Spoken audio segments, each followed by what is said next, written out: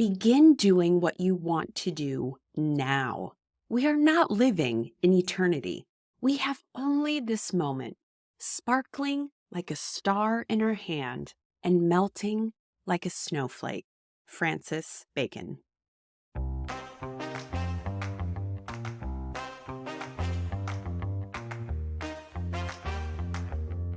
Welcome to the Pivot with Passion podcast. Hi, I'm Penny Castleman. I believe everyone is deserving of a phenomenal life. And that life starts when you grab a red marker and claim what you truly desire. Regardless of where you came from, where you're at, or where you think you're headed, life is what you make of it. And when you learn to pivot with passion, your world explodes with opportunities. Go grab your favorite beverage and let's shake things up as we explore how to pivot with passion. Hello and welcome, my friend. Today, I want to talk about what works for others may not be what works for you, because too often we get caught in this trap of thinking they're successful doing something. It must work for everyone. And it might be that we give it a go and it is a complete fail. For instance, I am not a huge workout person. It has taken me years to recognize that the only way that I will seriously devote time to working out is when I hire a coach. Now, there's lots of people in the world who have the mental fortitude to do that on their own. I would not be one of those people. So for instance, if I saw an ad for P90X, I might be dating myself here, but that used to be huge back in the day. I would rather sit in the corner and curl up than think that P90X was the only way that I could get my body into shape. It just would never happen. But that's the beautiful thing. If we keep searching and exploring, we will find other opportunities, other resources, other ways of thinking, of acting, of doing the thing that we want to do. And eventually, if we're paying attention, we will find one that resonates with us and propels us forward into the life or action or outcome that we want. I still remember when I first started in corporate America, I was sent to a Franklin Covey planner class. It was a 3-day course. Yes, 3 days, all day, devoted to learning how to use a planner. And I fell in love with planners after that class. However, I learned how to use it before the digital age. So I didn't have a smartphone. I literally carried this 3-pound planner with me everywhere. There was even a point in time where I would make sure if I bought a new handbag or purse that my planner could fit inside. Of course, we all know what happened. The digital age came.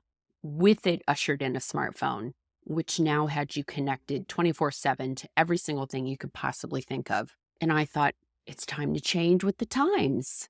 And for a while, I attempted to convert my entire life into a digital format. Epic fail. Epic fail. I wasn't taking notes. I couldn't find the notes I wanted. I was getting confused between my work schedule and my personal schedule, and everything was in a different location. And that's when I realized this may work for some people, but a fully digital life was never going to work for me. So then I started on my ultimate planner quest, which has taken so many different directions. I probably have tried at least a dozen different planners, but none of them quite seemed to fit what I needed. Luckily, 2 years ago, I happened to stumble upon one that seemed to offer the flexibility that I needed between a digital and a paper planner. Now, had I not kept exploring, kept searching for the thing I knew was out there somewhere just waiting to be found, I would have settled, and we all know what settling leads to, the dreaded fine. I would have said, fine, I will force myself to make this digital footprint work, or fine, this planner isn't exactly what I want, but adding 25 post-it notes and 3 highlighters might make it work. But once I settle for fine, my friend, settling for fine, that's the land where dreams or desires go to die. The minute you start saying, it's fine, is the time when you might as well just kiss whatever you wanted to hold goodbye. So I'm excited today to kind of dive into being okay with making your own path forward, with not being stuck in cookie cutter outcomes. You get to choose, you get to pick what feels best for you in your season of life, in your moment, during that phase where you have to make a choice. In the last episode, I talked a lot about asking for help and learning how to do that the right way and giving yourself permission to pick and choose what resonates most with you. I think perfectly aligns with what we're talking about today. And that is exploring other options that move you forward without the guilt in thinking that they don't work. I started the episode today with a quote from Francis Bacon, and I'll read it again. And I just love this quote because it's so beautifully crafted, and you can see what it's saying in your mind. And it goes like this: begin doing what you want to do now. We are not living in eternity. We have only this moment, sparkling like a star in our hand and melting like a snowflake. My friend, I don't want you giving up. I want you to continue to explore other choices that you can make that move you into the life that you want.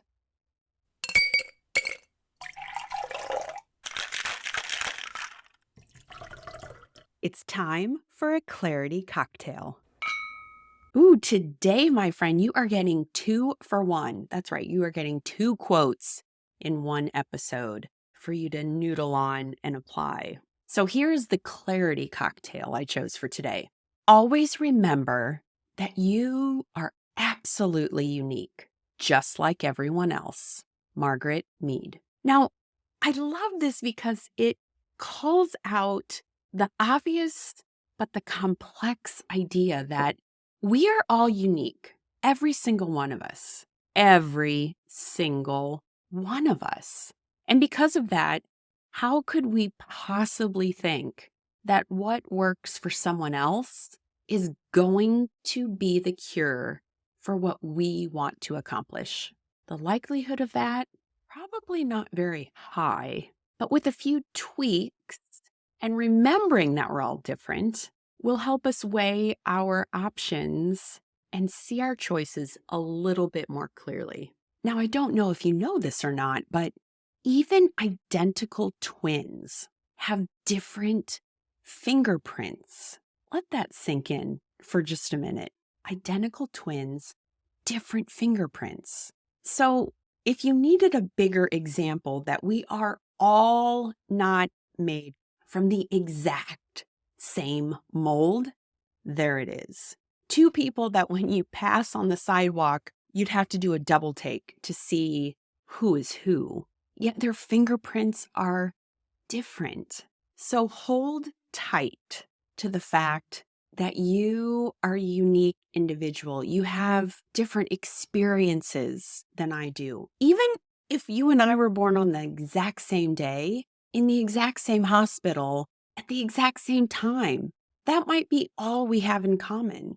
Beyond that, our life experiences, the friends we have, the places we go, the things we see, all shape who we are. And there is no one, my friend, in this world ever that has come before or will come after you that would be anything like you. You are unique. You are once in a lifetime special.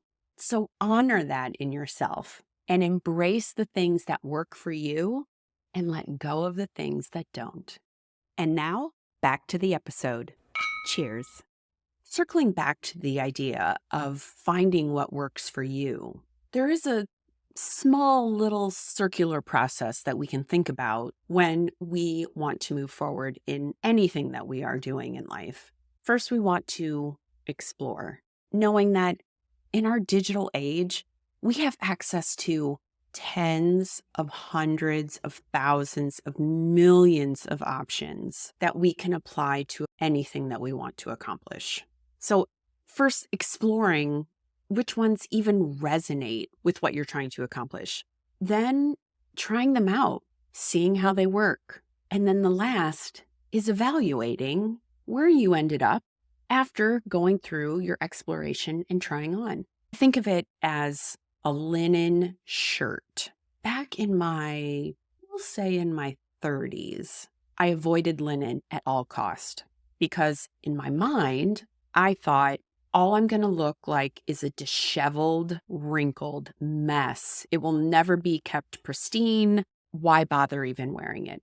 But I was in a store with a girlfriend of mine, and she had incredible taste, by the way. And off the rack, she pulls this beautiful tangerine-colored linen shirt. And she said, "Here, it's on sale. Go try it on." And I looked at her and said, "What is that made out of?" And she said, "Linen." And I went, "I don't think so. I don't do linen. If looks could kill, I would not be podcasting today right now with you." Because she looked at me and said, "Penny, if the Kennedys can wear linen, it's good enough for you." And I stood there, and I think she kind of had a point. I had never tried it on. I had never even attempted to purchase or own or wear linen. So I grabbed it from her hand, went back to the dressing room, and put it on. My friend, that became my favorite shirt for years.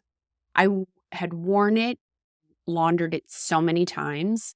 The tangerine started to look like a sad shade of its former self, and I finally had to send it on its goodwill journey somewhere else. But had I not tried it on, I would have never known how much I love linen. Even today, it's one of my favorite summer fabrics. Just saying. So yeah, in that scenario, I had written off that linen was never going to be my thing. But at the suggestion of a friend, gave it a try, evaluated it, and decided, yeah, it really was my thing. So I think there are two crucial questions for us to consider. The first one is you have to try it on. You have to see how it fits, how it feels. And I'm just not talking about clothes here. Maybe you have a list of the 10 things you must do every morning to have a productive day. No one is saying those 10 things are absolute. They can be a good guidepost for you, but you kind of have to try them out. For instance, here's one for me. In the small world of entrepreneurship, podcasting, and speaking, you will often hear the quote gurus say, "Get an early start to your morning, be productive." My friend, I will tell you, if I had to adhere to that type of schedule, I might be living under a bridge sooner than later because I am not a morning person. So when we talk about find what works for you, obviously we need to explore options. Which ones seem like something I could try? Because the cool thing is, you always have a choice in what you do. So once you choose and then try on, and then you get to evaluate. And when you're evaluating, you can ask yourself two questions. One, what did you like about applying that concept? And conversely, what was challenging? And by asking those two questions, what did you like? What was challenging? You can start to refine how you approach going for your dreams, your desires, your outcome, your goal. And then the second thing is ask yourself this, and I think this is so important and something that we forget to ask. And this ties into how unique each one of us is. How can I make it easier for me?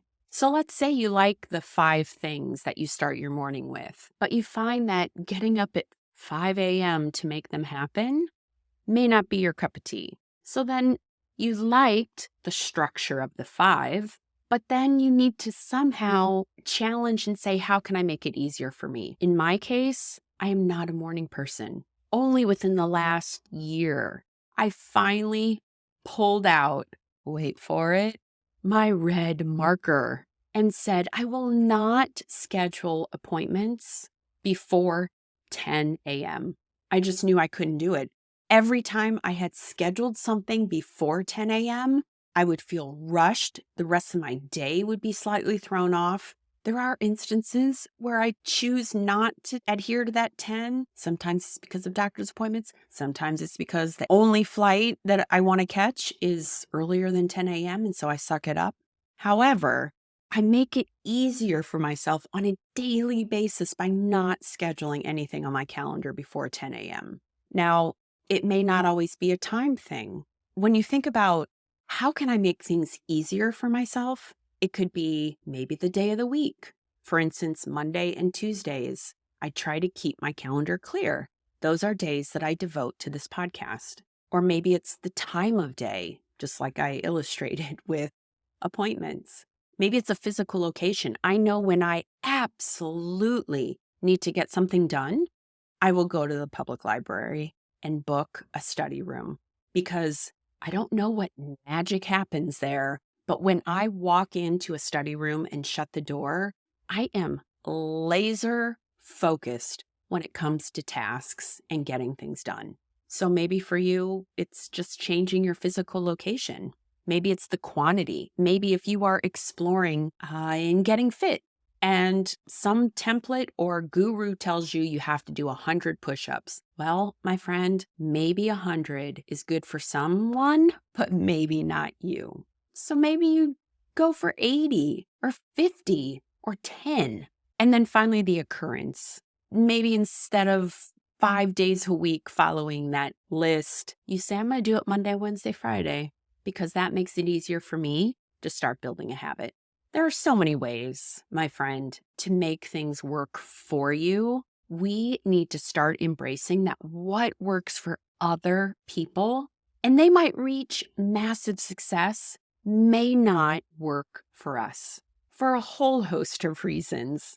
The day, the time, the location, the quantity, the occurrence, all of these things, my friend, are in your control. So today, I want you to walk away with full belief that you hold the red marker. If something is not working in your life, pull it out and cross it off your radar. Cross it off your list, say no, and move on to something that really resonates with you. It is only when you find what works for you can you then pivot with passion and go after your goal, your dreams, your desires, and achieve them. My friend, please know that I see you as a beautiful star out in the world, twinkling and ready to shine bright. The minute you recognize what works for you, then you can embrace it, move forward, and achieve anything you want. I will be here next week, like always, cheering you on. Friend, thanks for listening to this episode of Pivot with Passion. If you've been feeling stuck, exhausted, or frustrated, this is your permission slip to go grab a red marker and claim the life you desire and deserve. If you enjoyed this episode, share it with a friend, and then hop over to rate and review the show on Apple Podcasts. Because my goal is to put a red marker in everyone's hand, and I need your help to spread the word and make that happen. Until the next episode, go grab a red marker, get excited for your future, and make your first move to pivot with passion.